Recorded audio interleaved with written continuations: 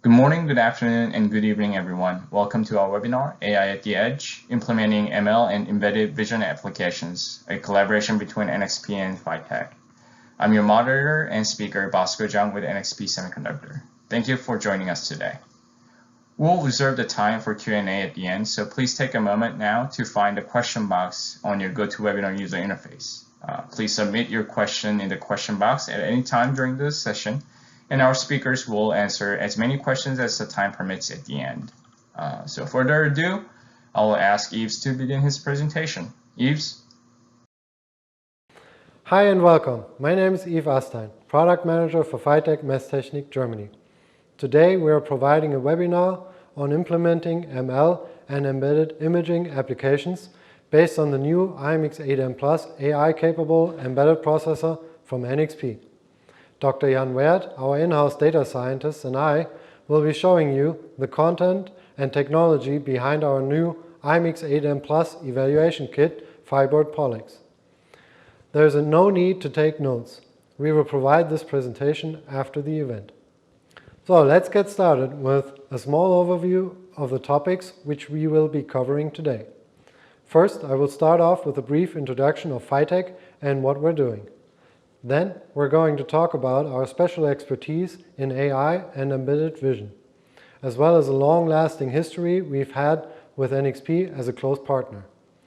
Then I'm going to quickly introduce you to some of the highlights of our 5-core IMX8M Plus system on module and single board computer, followed by Dr. Jan Weert, who will take you on a dive into the technical details of our celebrity recognition demo, which will show you the usage of some of the main ingredients required for AI and embedded imaging applications. At the end, we will have a short summary and a QA session, where you can ask any questions that you might still have. Now, let me introduce PHYTEC real quick to you. We develop and produce microprocessor-based solutions for the global industrial embedded market.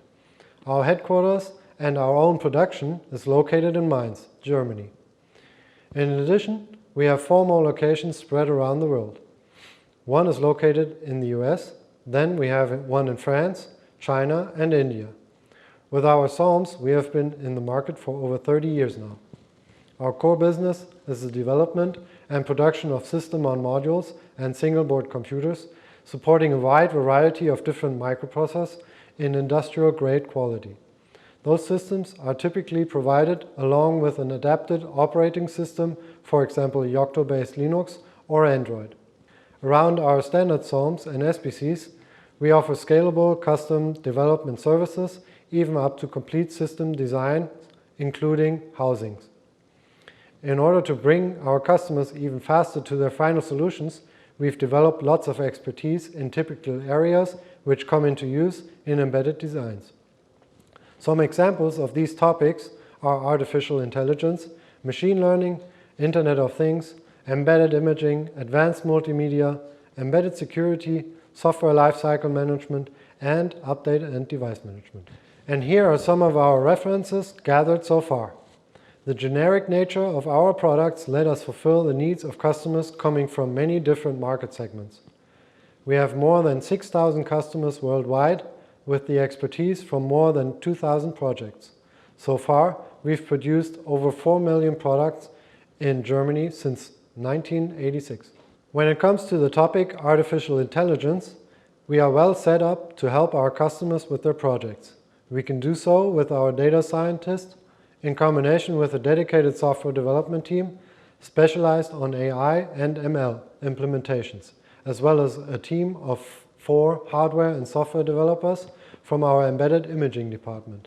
We provide this knowledge in customer workshops, during project support, and in form of how-tos based on the demos within our development kits, such as the one we are promoting here. In this slide, you can see an overview of some of the topics that we've specialized in so far.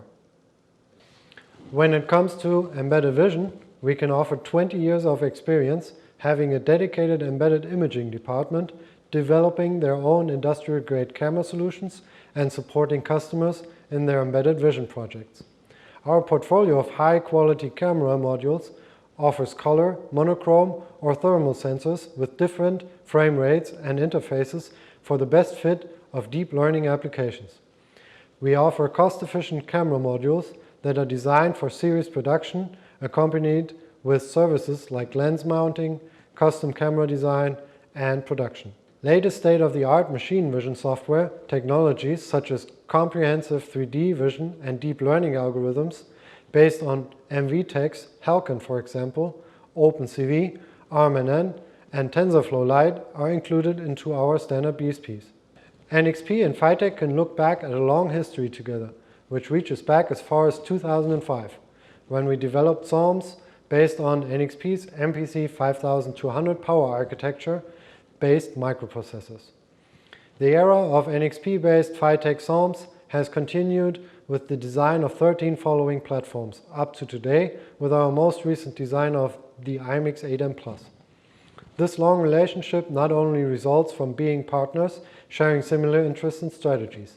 The versatile nature of NXP's microprocessor solutions, serving many market segments and application types, align very much with the nature of our SOM system on modules.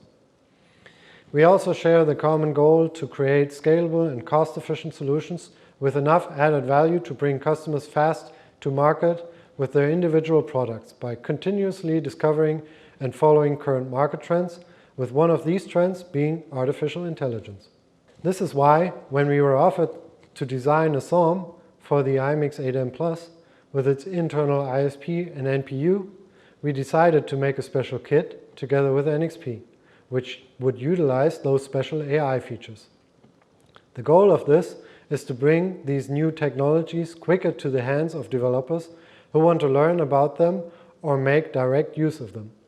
The kit will show how to use facial recognition algorithms and deep learning networks using the acceleration units of the X8M in conjunction with the PHYTEC industrial-grade SOM, single-board computer, and low-cost, high-quality cameras. You can order one of these kits right now.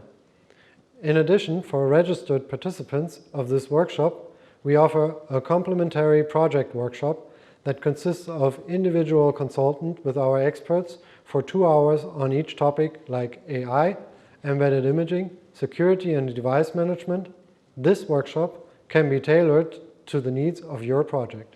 Just to briefly introduce our X8M based core products to you, I'd like to show you the values we've added around this great processor. Our SOM comes in very small form factor of only 40 x 37 mm. We've added a sophisticated power management, memories like LPDDR4 RAM, eMMC flash, SPI NOR, and a TSN-capable Ethernet PHY. The SOM comes as a solder-on or plug-on version, bringing out all the available interfaces which the processor has to offer. The I/O voltage of the signals can be altered to accommodate whichever peripheral components around the SOM are needed. The applicable single-board computer for this SOM is prepared for direct usage in end products, but can also be used as a reference design for making an own carrier board. We made sure that our SBC supports all the great features of the X8M+, which it has to offer. SBC and SOM are available in an extended temperature range and have been fully vibration tested to ensure a technically and physically rugged design. This is all accommodated by our continuously maintained LTS BSP Yocto Linux BSPs and a full driver support, as well as embedded security features, update in device management mechanisms, and the support of NXP's EIQ ML framework. Okay, and now let's get to the fun part of this webinar and show you how it all works. Let me pass on to my colleague Jan Wert for that. Thank you, Yves. So yeah, this is a demo setup with the Fireboard Pollux, and in this kit configuration we have the Fireboard Pollux, of course, and the PHYTEC camera VMO16. The Fireboard Pollux runs here with the quad-core Cortex-A53 with 1.6 GHz, 2 GB of RAM, 8 GB of eMMC, CAN-FD, 64 MB of SPI NOR, industrial temperature range, VPU, ISP, and most exciting for me, the NPU. So, And if you look at the screen, you can see that if I look into the camera, you will notice that my face is detected and locked. And yeah, let's see who I am. Jim Carrey. I actually like him. So let's see what's behind the demo. So here in this image you now see the whole overview of the demo. In the left part, the blue box, you see the facial recognition part, which you saw in the live demo. And in the upper right part, the yellowish box, you see what's happening after the button is pressed. And in the green box below, you can see what we have to do before we can actually run this demo for preparation. So first we will look at the blue box, what's happening with facial recognition. And here we actually use a so-called LBP classifier. It's actually a cascade classifier, meaning there are several classifiers in a row. So what's actually happening, the image, the input image is then changed to a local binary pattern, and then we do a histogram, and that is actually the input feature for a classic machine learning algorithm such as support vector machine, random forest, decision tree, whatever you want. And this is actually running on CPU. This is not running on the MPU unit. And you might ask, like, why is that? When you have the MPU unit, why don't you use that? And we come to that a bit later. So now let's talk about what we have to do in preparation to actually be able to run this demo. In the green box you see that there's a part called embeddings. What are embeddings? Embeddings are actually the features in your and my face. So the length of your nose, the distance of your eyes, etc. And there are actually a lot of features in every face of ours. And we as humans are perfectionized in identifying those features and recognizing the features for person identification, right? The problem is if you would have to write that by hand, you would go mad, because if I ask you now, please tell me all the embeddings in your face, you probably can name quite some, but definitely not all. So that's the chance for neural networks, or let's call deep neural networks, artificial neural networks, always kind of the same name for the same thing. So now let's look at how a neural network actually looks like. So in this picture, you see kind of an archetype of a neural network. Actually, the model we are using looks completely different, but just for the sake, for the idea, it's working quite perfectly. So you can see these round dots, and these are actually called neurons, or in this case it would be called filters, but anyhow, let's call it neurons. These neurons actually gather information. And if you can see here in this picture, the idea is that the first few layers, they identify basic lines, basic shapes and colors in an image, right? This is grayscale, but it would detect colors as well. And then it starts combining the shapes it finds in the first few layers, combining them to generate more complex patterns, right? You can see in the second image, you already see some noses, some eyes, and this is of course further down the line, but let's say at some point it gathers information to combine this information for creating those pictures. And then even further on, it can create whole faces, and if you continue further on, even small details like how would your eye in detail look like, how the mouth looks like, small changes, that would be identified. And then at the end you see actually two output neurons here, and that would actually the prediction layer, saying, let's say we want to identify, do I see a dog or a cat? So I put in a picture, for example, of a dog, it would detect like eyes, ears, nose, mouth, etc. And then it would say, in the last two layers would say like, you know what, I'm pretty sure it's a dog, and it would say like, the dog neuron would be highly activated. That's how we call that. And the idea is now, how do we get our embeddings? So we don't want to go through the whole network to actually predict, you are Brad Pitt. What we want to show is like which picture of Brad Pitt looks for you most similar, right? So what we're doing is a small trick. We cut the network. You can see this in this picture. So at some point we just cut it. Until this point, the neural network has already learned very much about how a face should look like. But not in the end, is that Brad Pitt or is it Angelina Jolie, right?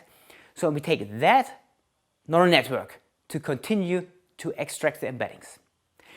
And what we did actually for our demo, we used a pre-trained network, which was actually trained on, I think, over 3 million pictures of human faces.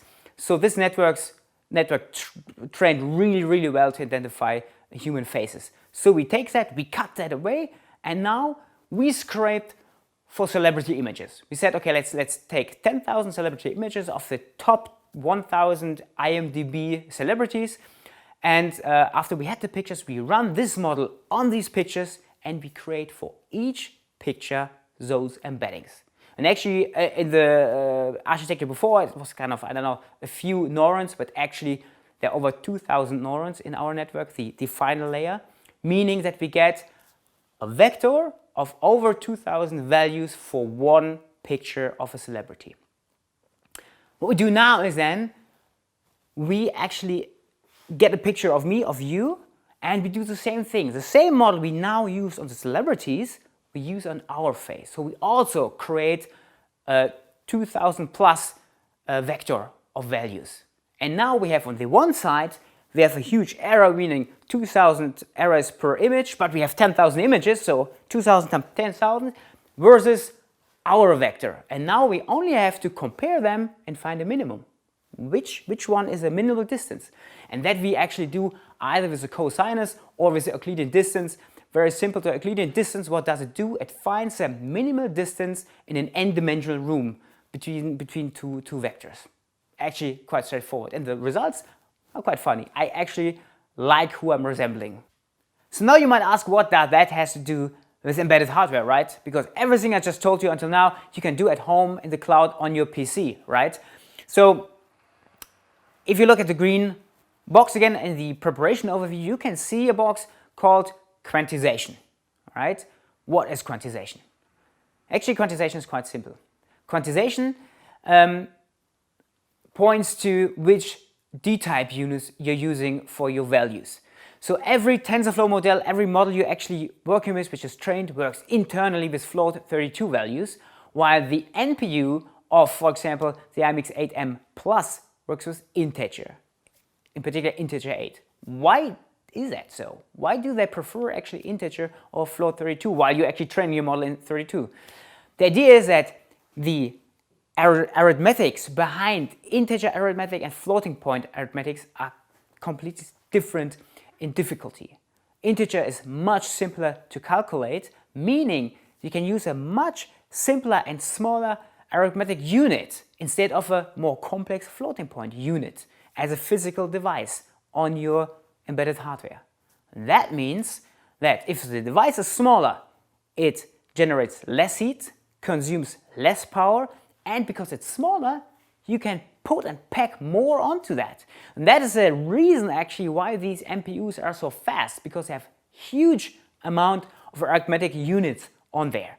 And that's why we have to prepare actually our data, our model, to run with integer 8. So how do we do this now with quantization? It's actually quite simple. EIQ supports PyTorch, ONNX, and TensorFlow Lite models. And we work with TensorFlow, so we have to transfer your TensorFlow model to TensorFlow Lite. How do we do this? Here you can see some code, and you can see it's not much code. Don't worry, I don't go through it line by line, but you can see it's not much we have to do.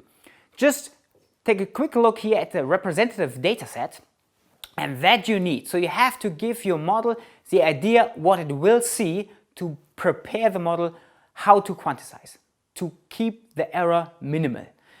And now you actually asked me beforehand, remember, why don't you use deep learning also for your facial recognition? And the idea is here that good facial recognition algorithms like the MTCNN, for example, have multiple deep neural networks behind each other or in a cascade, meaning it's very difficult actually to extract this representative data set. It is absolutely possible. And now it's interesting. You always have to think and figure out, where do I need classic machine learning and where do I need machine learning, deep learning, right? So I noticed in this case, for you it might be different, but in my case, at the beginning, a classic machine learning algorithm was enough to detect my face.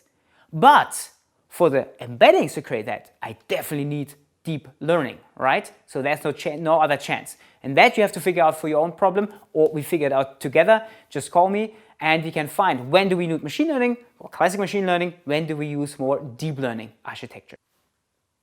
So now, if you transfer your model or quantize your model, it's different which TensorFlow unit you use. If you use TensorFlow below 2.0, you will notice that you get an extra quantization layer in there. So the input is still float to your model, but internally it changes to integer 8. If you use TensorFlow over or after version 2.0, you can create a model which has complete integer 8 input and output. Another way how you could do this is with quantization-aware training. And here you actually add fake layers which represent the error you introduce when you use quantization, and then you have to retrain your model either from scratch or you use transfer learning, for example. That bit depends on what you have to do, how your model looks like. In our case, actually, we have to do training almost from scratch, and that just takes a while. So you all have to think, do I need this? Because the difference is actually not that large. So we of course did some measurements, and we compared the idle mode versus running on NPU, running on GPU. And what you can see here is the inference time, so how long does the model or the whole system takes for one image to analyze. And you can see that on the NPU, it's quite fast actually. You can reach up to over 60 frames per second, while on the GPU, it's below 1 frame per second. So the NPU is actually 96 times faster than the GPU. We will test it in the future also for the CPU, but you can expect what's happening here. There's a so-called warm-up time, because when the model is loaded with EIQ, it actually takes quite a while until everything is loaded and ready. And there's a difference, so it's a bit faster on the GPU than the NPU.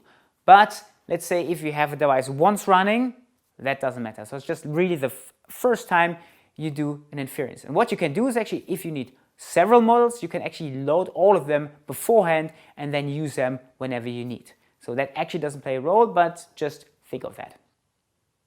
So now let's look at the power consumption of the device. So if you look at the idle mode, we only have 3.6 watts.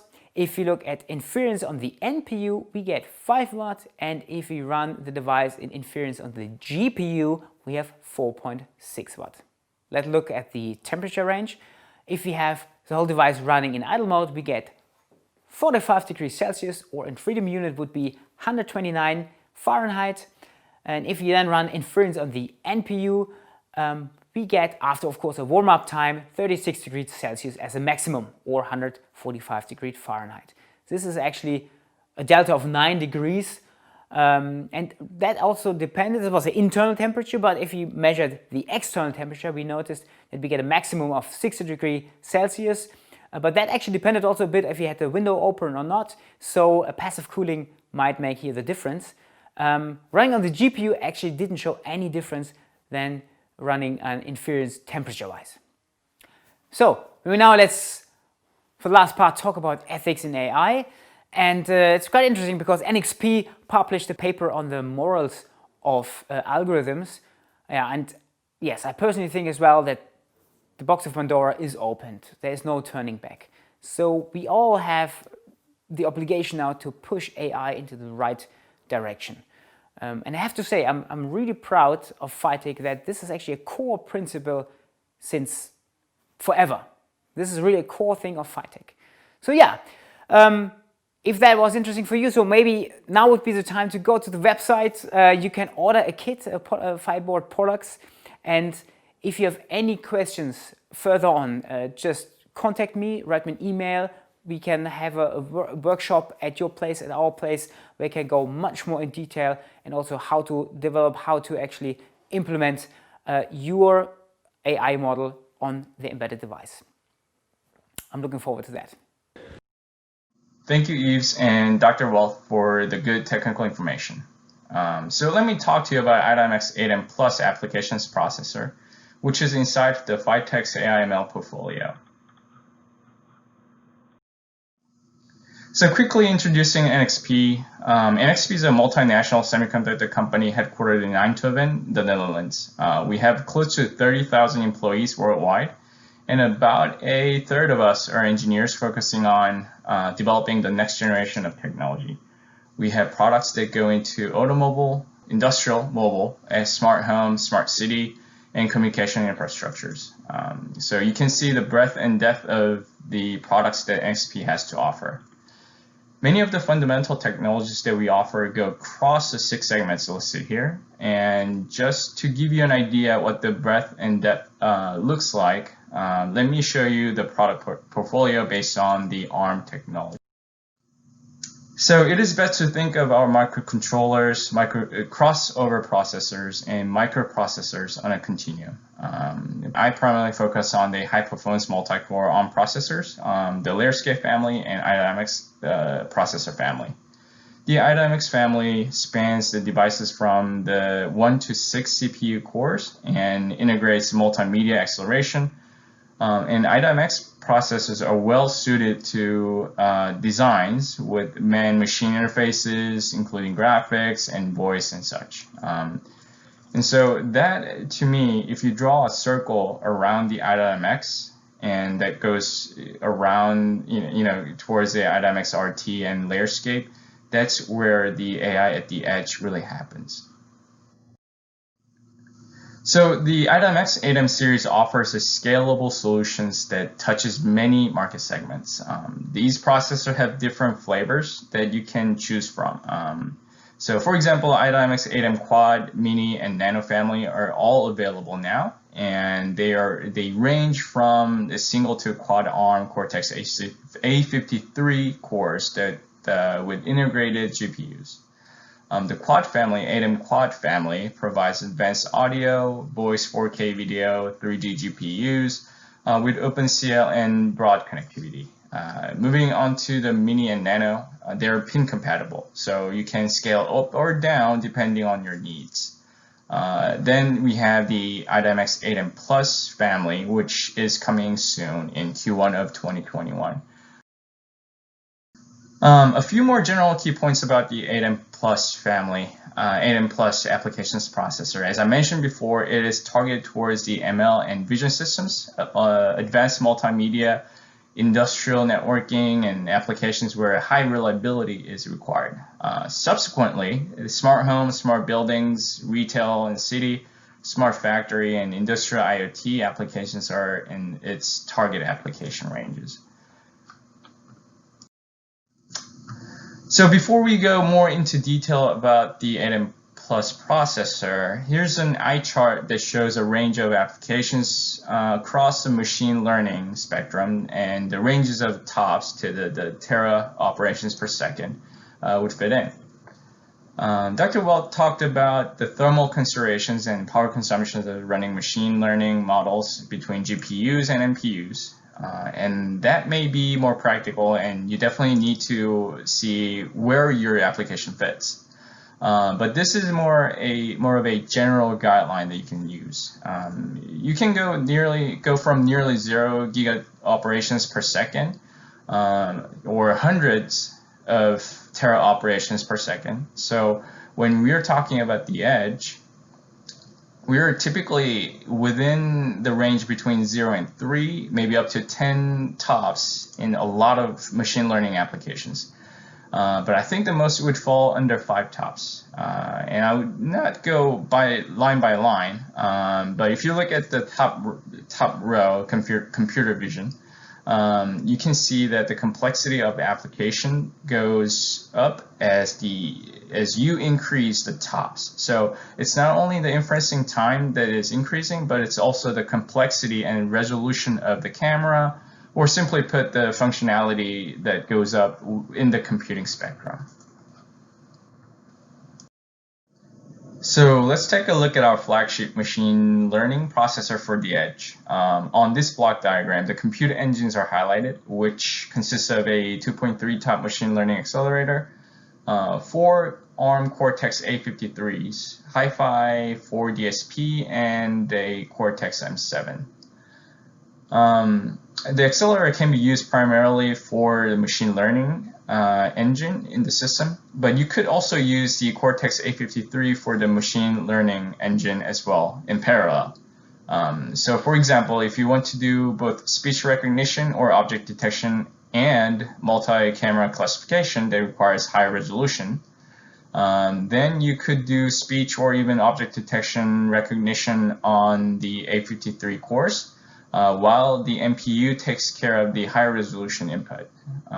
The Cortex M7 could be also used for things like sensor aggregation or keyword detection. This processor also has two-channel image signal processor, which brings an image or a video to do scaling, dewarping, or other enhancements. The things that are grayed out, the other features on the processor to go over quickly, the dynamic voltage frequency scaling, power and clock gating helps the power efficiency. And it's got the two MIPI CSI connectors. These are 4 lanes, each at 1080p. And also it's got the 1080p 60 video decoding and encoding, 2D and 3D GPU for the video processing, and for display interfaces, 1 MIPI DSI, 1 HDMI, LVDS providing up to 3 displays simultaneously, and of course the slew of the high-speed interfaces such as 3 SDIO 3.0 for boot, storage, and Wi-Fi, 1 PCI Gen 3, 2 gig Internet Ethernet, 2 USB 3.0 with PHY, and 2 CAN FDs. So how does the MPU look like inside of the X8M Plus? So there are several different blocks here. First of all, there's a matrix multiply array, which allows you to process models that are built on 8 and 16-bit integer, multiply and accumulate the functions for the tensor operations. It also contains a DMA engine that has compression and decompression, which allows you to store your model weights and your parameters and system memory in a compressed format, and automatically decompresses when you bring it in. This actually reduces the bandwidth between the MPU and the system DRAM. Then there's also a specialized neural network hardware that supports the functions like activation and pooling.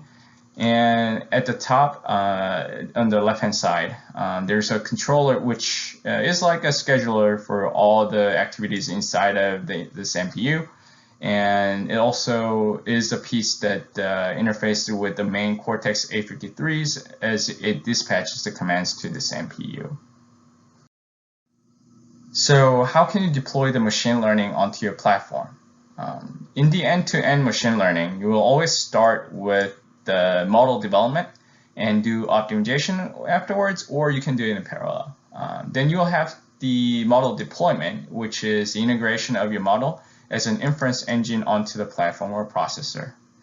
So the flow, you can see it here. You can deploy this on a Cortex-M, DSP, Cortex-A, GPU, or ML accelerator. And these are all compute engines that are inside of different NXP processors. The point here is that it is very flexible to deploy your model onto the compute engines using the conversion tools. Say into TensorFlow Lite, then you can scale it to deploy it on different compute engines because all of them takes the TensorFlow Lite format. And it can be easily done with EIQ, the NXP Embedded Inference Engine and libraries. We also support ARM&N, Onyx, and OpenCV and Glow. With that, I will hand it off to Yves for a few closing remarks. Yves? So let me conclude this presentation with a few important points. You have seen that PHYTEC offers a lot of interdisciplinary expertise around the design of embedded systems. We can help you with your hardware design, BSP support, and almost any higher level topic that might be needed for your project. When it comes to your AI and image processing project, we can show you how to collect and manage the data you need for making use of acceleration capabilities of our X8M Plus based system on module. With our wide variety of offerings, starting from just the SOM up to a full-on ready-made solution, you can expedite your project and expand your capabilities just the way you want. To get started, order your AI kit from PHYTEC today. Thanks for listening. I hope to see you soon in an upcoming webinar or maybe even in a customer workshop. Have a good time, stay safe, and be successful. Bye.